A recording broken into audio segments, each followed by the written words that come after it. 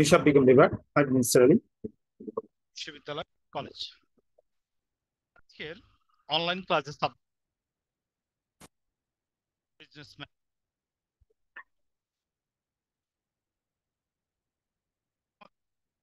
প্রথম পত্র, উচ্চ মাধ্যমিক হিসাব বিজ্ঞান প্রথম পত্রে আজকে আমরা ঢাকা বোর্ড 2021-এর অবজেক্টিভ পার্টের বোর্ড কোশ্চেন আজকে আমরা সলিউশন করতে যাচ্ছি।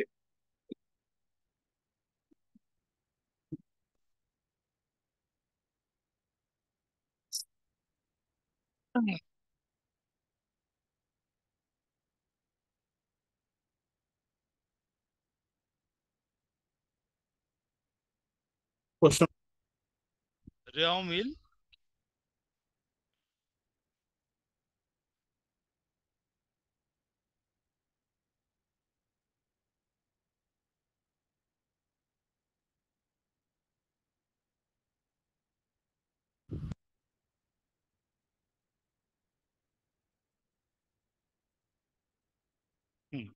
হচ্ছে আমাদের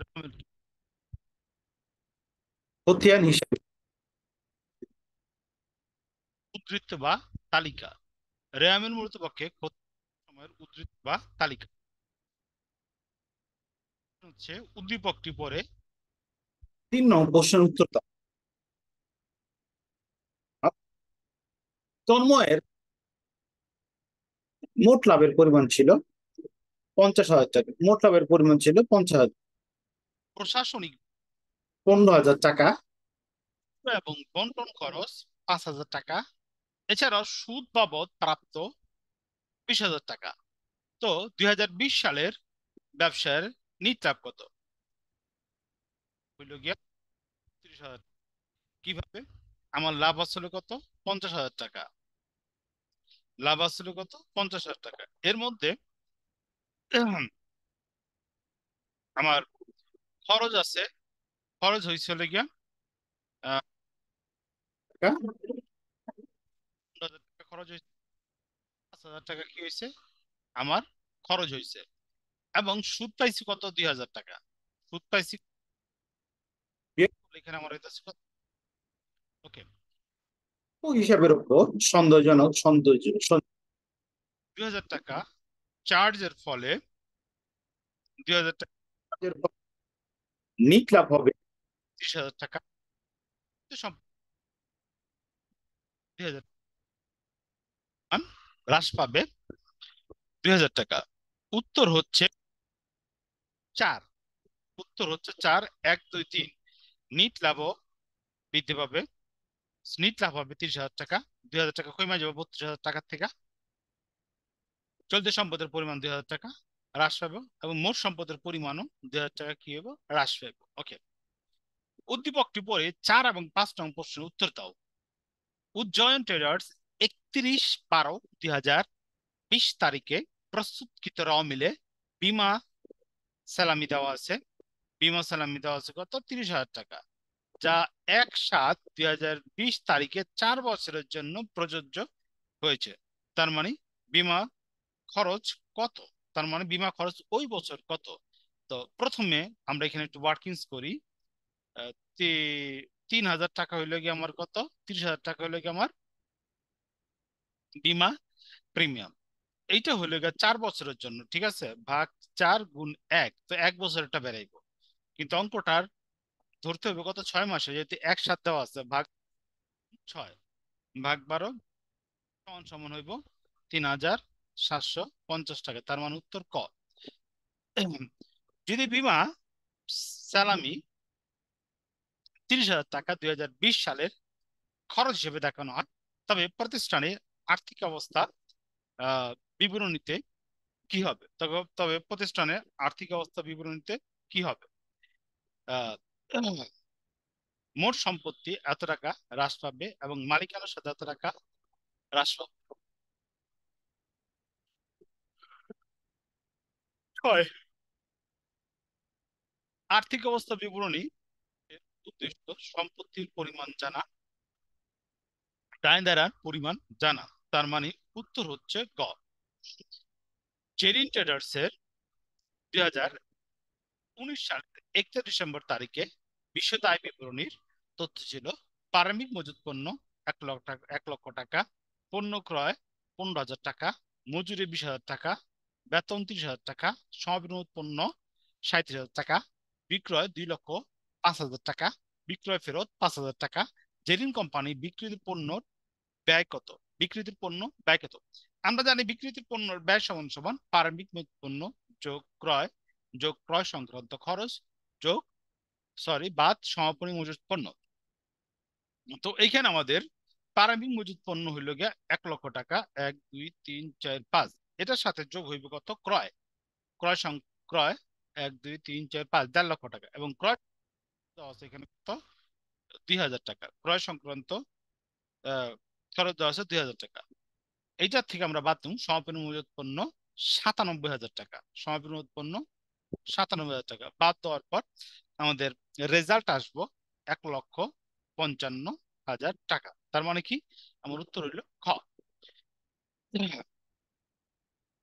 জেরিন এন্টারপ্রাইজের হিসাব বছর শেষে বকেয়া বেতনের পরিমাণ ছিল 2,000 টাকা, যা সমন্বয় হলে যা সমন্বয় হলে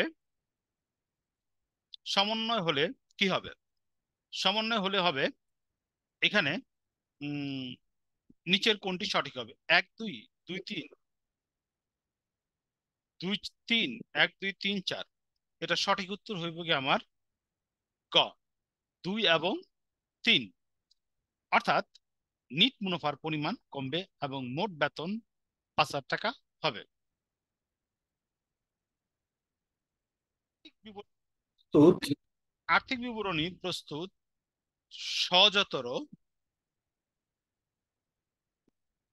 করার উদ্দেশ্য কোনটি? আর্থিক বিবরণী সহজতর করার উদ্দেশ্য হচ্ছে কার্যপত্র তৈরি করা। অর্থাৎ আর্থিক অবস্থা বিবরণী কার্যপত্র তৈরি করা হয় যাতে আর্থিক অবস্থার বিবরণী সহজে তৈরি করা যায়। মূলত পক্ষে কার্যপত্র একটি খসড়া এটা তো পত্র মেরামত ব্যয় মজুরি প্রদান করা হয়েছে হিসাবটির ডেবিট হবে আসবাবপত্র হিসাব ডেবিট। কারণ কোন একটি সম্পত্তি ক্রয় ওই সম্পত্তি চালু বা ব্যবহার করার পূর্ব পর্যন্ত যাবতীয়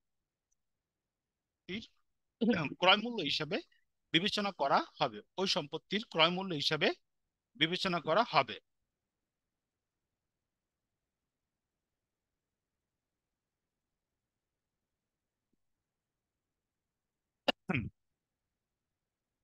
এরপর হচ্ছে বিক্রয়ের উদ্দেশ্যে যন্ত্রপাতি ক্রয় করা হলে সঠিক জাবেদা কোনটি? বিক্রয়ের উদ্দেশ্যে সম্পত্তি ক্রয় করা হলে সঠিক জাবেদা কোনটি? বিক্রয়ের উদ্দেশ্যে সম্পত্তি ক্রয় করলে সঠিক জাবেদা হচ্ছে ক্রয় হিসাব ডেবিট, নগদান হিসাব ক্রেডিট। জাবেদাকে কি বলা হয়? জাবেদাকে বলা হয় হিসাবের প্রাথমিক বই। জাবেদাকে বলা হয় হিসাবের প্রাথমিক বই। তালিকা মূল্যের উপর ক্রেতা যে ছাড় হয় তাকে কি বলে? তালিকা মূল্যের উপর ক্রেতা যে ছাড় দেওয়া হয় তাকে কি বলে? তাকে বলে কারবারি বাট্টা। তাকে বলে কারবারি বাট্টা। ইস্যুকৃত চেক ব্যাংকে উপস্থাপিত না হলে ইস্যুকৃত চেক ব্যাংকে উপস্থাপিত না হলে কি হয়? নগদান বইয়ে উদ্ধৃত কম হয় এবং ব্যাংক বিবরণী উদ্ধৃত কি হয়? বেশি হয়। অনিশ্চিত হিসাব একটি সাময়িক হিসাব, একটি অস্থায়ী হিসাব। অস্থায়ী অনিশ্চিত হিসাব হলো একটা সাময়িক হিসাব। তার মানে পনেরোর উত্তর হলো অস্থায়ী হিসাবে বলা যায়। পনেরো উত্তর ক। নিচের কোনটি নগদে পাওয়া যায় না? প্রাপ্ত বার্তা। প্রাপ্ত বার্তা কখনো নগদে পাওয়া যায় না। অর্থাৎ বার্তাকে দুই ভাগে ভাগ করা যায়, নগদ বার্তা, কারবারি বার্তা। নগদ বার্তা মূলত পক্ষে নগদে পাওয়া যায় না। নগদ বার্তারে দুই ভাগে ভাগ করা যায়, প্রাপ্ত বার্তা এবং প্রদত্ত বার্তা। ওই প্রাপ্ত বার্তা প্রদত্ত বার্তা নগদে দেওয়া অথবা নগদে নেওয়া হয় না। অবচয় ধার্যের কারণে হিসাব বিজ্ঞানের কোন নীতির প্রয়োগ ঘটে? অবচয় ধার্যের ফলে হিসাবের কোন নীতির প্রয়োগ ঘটে? মিলকরণ নীতির প্রয়োগ ঘটে। হাবিব কোম্পানি লিমিটেড 1 লক্ষ টাকার মূল্যে একটি যন্ত্র ক্রয় করেন। যার সংস্থাপন ব্যয় 20,000 টাকা এবং ভগ্নাংশের মূল্য 10,000 টাকা ও আয়ুষ্কাল 10 বছর। অবচয়ের হার সরলরৈখিক পদ্ধতিতে 10% হলে পুরো অবচয়ের পরিমাণ কত? 1,00,000 টাকা আর 20,000 টাকা, 1,20,000 টাকার উপরে 10% আসে হইলো কি আমার 12,000 টাকা। আসে হইলো কত আমার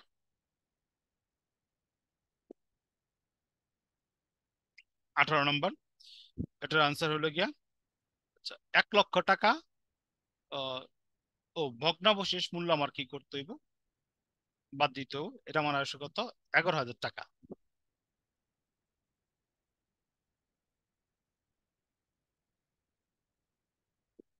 নিচের কোনটি কাল্পনিক সম্পত্তি? নিচের কোনটি কাল্পনিক সম্পত্তি? কাল্পনিক সম্পত্তি হচ্ছে শেয়ার ওভার হলো গিয়ে শেয়ার বাট্টা বা শেয়ার ডিসকাউন্ট, এটা হলো গিয়ে আমার কাল্পনিক সম্পত্তি বা ভুয়া সম্পত্তি। আলম ব্রাদার্স 2018 সালে 1 জানুয়ারি তারিখে 1,00,000 টাকার মূল্যে একটি মেশিন ক্রয় করলেন। এর সংস্থাপন ব্যয় বাবদ 1,000 টাকা, পরিবহন ব্যয় বাবদ 1,000 টাকা এবং ভ্যাট বাবদ 2,000 টাকা অবচয় করলেন। প্রতিষ্ঠানটি বার্ষিক অবচয় 10% হারে সরলরৈখিক পদ্ধতিতে সিদ্ধান্ত গ্রহণ করেন। মেশিনটির বার্ষিক অবচয়ের পরিমাণ কত? মেশিনটির বার্ষিক অবচয়ের পরিমাণ হলো 14,000 টাকা।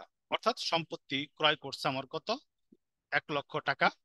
সম্পত্তি ক্রয় করছে কত আমার, 1,00,000 টাকা। এবং সংস্থাপন ব্যয় হইলে গিয়ে আমার কত, 10,000 টাকা। আহ, পরিবহন ব্যয় হইলে গিয়া 10,000 ভ্যাট হইলে গিয়া 2,000 টাকা, 2,000 টাকা, সরি 20,000 টাকা। এই সবগুলা যোগ কইরা আমার হইতাছে 1,40,000 টাকা। এইটার উপরে কত, 10%, এটার উপরে কত 10% সমান 14,000 টাকা। উপযুক্ত মেশিনটির অবচয় ভগ্নাংশ মূল্য 20,000 টাকা অনুমান করলে বার্ষিক অবচয়ের পরিমাণ হবে 2,000 টাকা কমবে। অবচয়যোগ্য মূল্য 20,000 টাকা কমবে। মেশিনটির ক্রয় মূল্য 2,000 টাকা কমবে।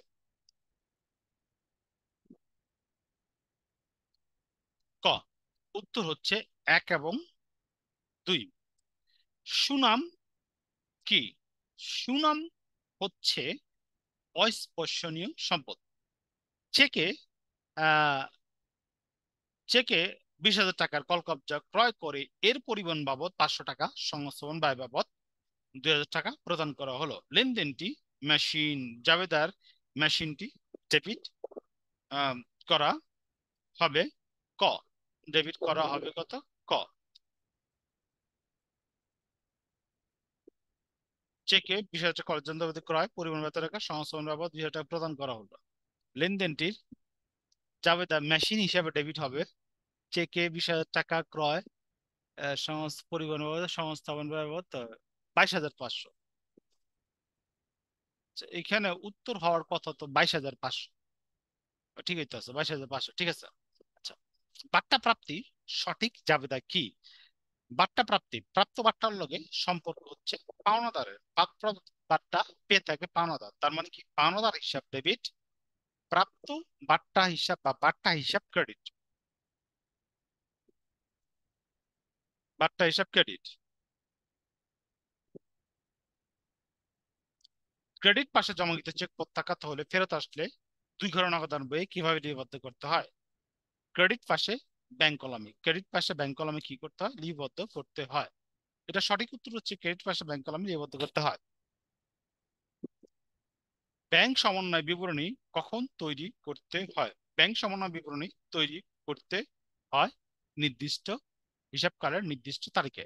ব্যাংক সমন্বয় বিবরণীকে কি বলা হয়? ব্যাংক সমন্বয় বিবরণীকে কি বলা হয়? ব্যাংক সমন্বয় বিবরণীকে মিলকরণ বিবরণী বলা হয়। অর্থাৎ নগদান বিবরণী, নগদান বই এবং ব্যাংক বিবরণীর মধ্যে প্রতিটা লেনদেনের একই তারিখে একইভাবে লিপিবদ্ধ হয়েছে কিনা বা কোনো বাদ পড়েছে কিনা, দুইটা স্টেটমেন্টের মধ্যে কি করা হয়, মিল করা হয়ে থাকে। 2020 সালে 31 ডিসেম্বর তারিখে আসবাবপত্র 15,000 টাকা বিক্রয় করা হলে যার পুস্তক মূল্য 12,000 টাকা হলে নগদান হিসাবে কত টাকা, যার পুস্তক মূল্য 12,000 টাকা হলে নগদান হিসাবে ডেবিট হবে 15,000 টাকা, বিক্রয়জনিত লাভ হবে 3,000 টাকা, আসবাবপত্র হিসাবে ক্রেডিট হবে 12,000 টাকা। ওকে, আসবাবপত্র লাভ হবে 12,000 টাকা। আমার সঠিক অ্যান্সার হইতেছে খ। সঠিক অ্যান্সার হইতেছে কি খ। এক, নগদান হিসাবে ডেবিট হবে 15,000 টাকা এবং আসবাবপত্র হিসাবে ক্রেডিট হবে 12,000 টাকা। ওকে, অবচয় একটি অনগদ অবচয় একটি অনগদ লেনদেন। ওকে, অদৃশ্যমান লেনদেন, এটা হলো সম্পত্তি বন্টন একটি প্রক্রিয়া। তার মানে কি, 1 2 3 4, এনএসএফ নন সাফিসিয়েন্ট ফান্ড। নন সাফিসিয়েন্ট ফান্ড হলে কি হয়, ব্যাংকের চেক প্রত্যাখ্যাত হয়। এনএসএফ নন সাফিসিয়েন্ট ফান্ড, ব্যাংকের চেক কি প্রত্যাখ্যাত হয়। তো আমাদের আজকের উচ্চ মাধ্যমিক হিসাব বিজ্ঞান প্রথম পত্র ঢাকা বোর্ড 2021-এর প্রথম পত্র অবজেক্টিভ সলিউশন ক্লাস এখানে সমাপ্তি। পরবর্তী লেকচার দেখার জন্য আমন্ত্রণ রইল।